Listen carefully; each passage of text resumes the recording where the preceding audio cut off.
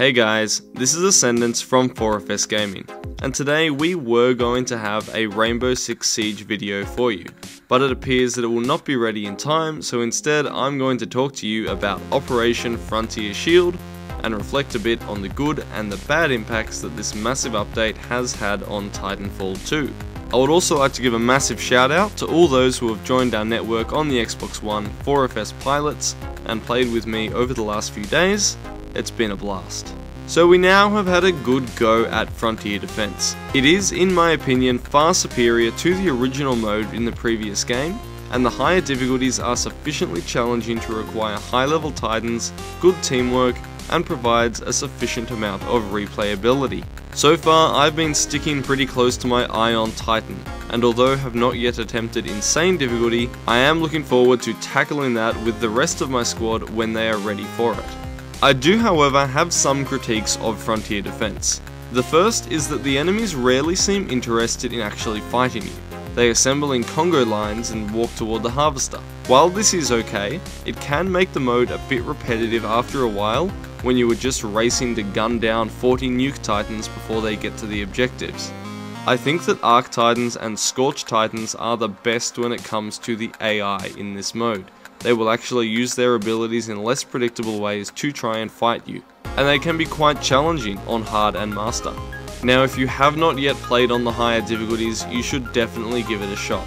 New elements are added in each time, such as EPGs for the Stalkers on hard, or shields for grunt squads on master difficulty. Just make sure that you have put in the time to level up the Aegis ranks of your Titans, or you are going to find it pretty difficult. Now, the other thing that I really would have liked to have seen in Frontier Defense is this. Boss battles.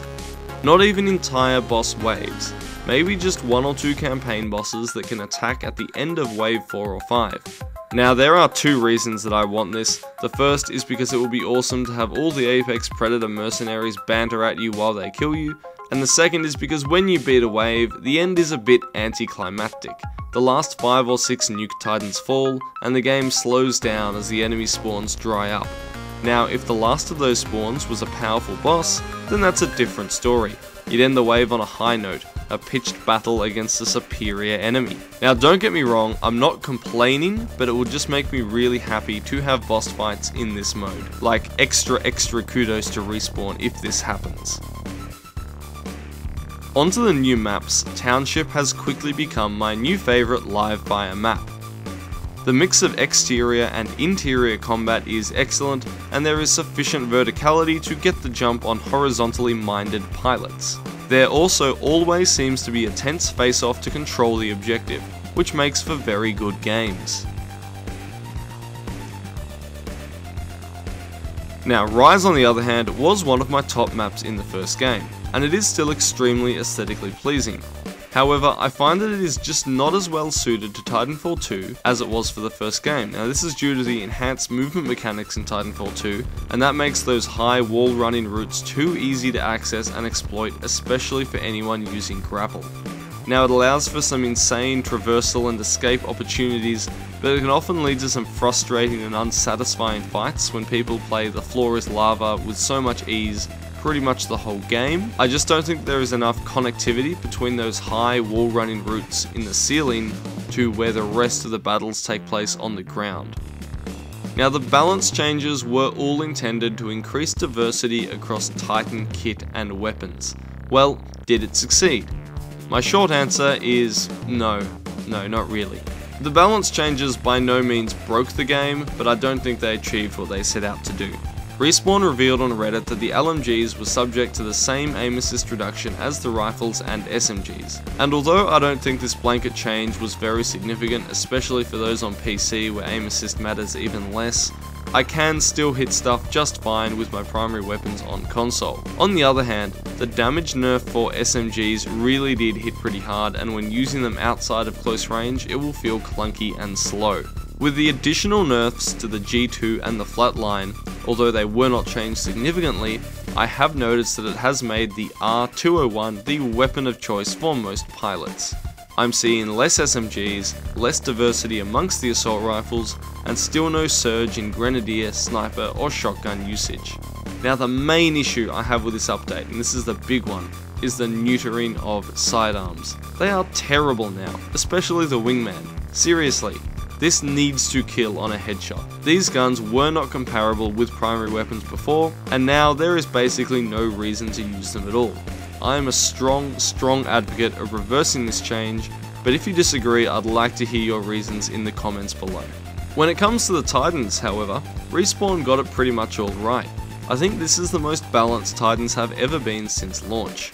Scorch is now a beast, but he will still go down when he is not used properly to control an area, and you try and turn him into Rambo.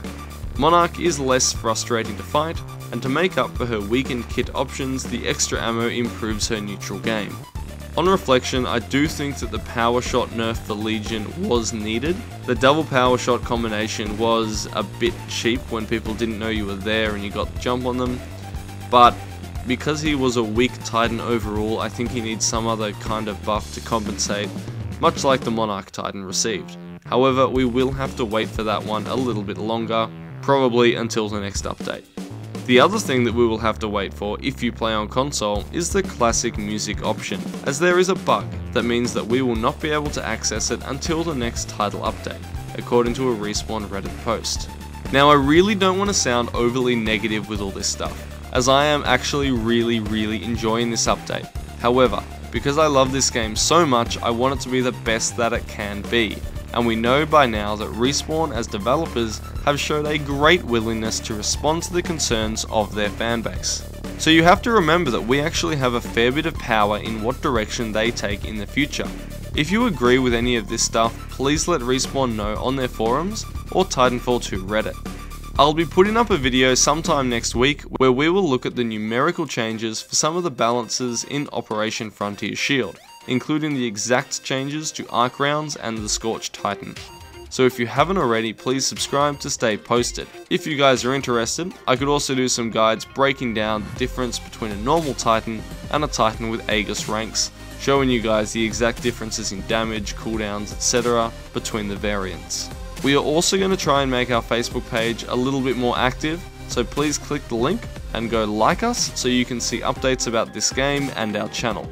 Thanks so much for watching, guys. Now go out and play some Titanfall.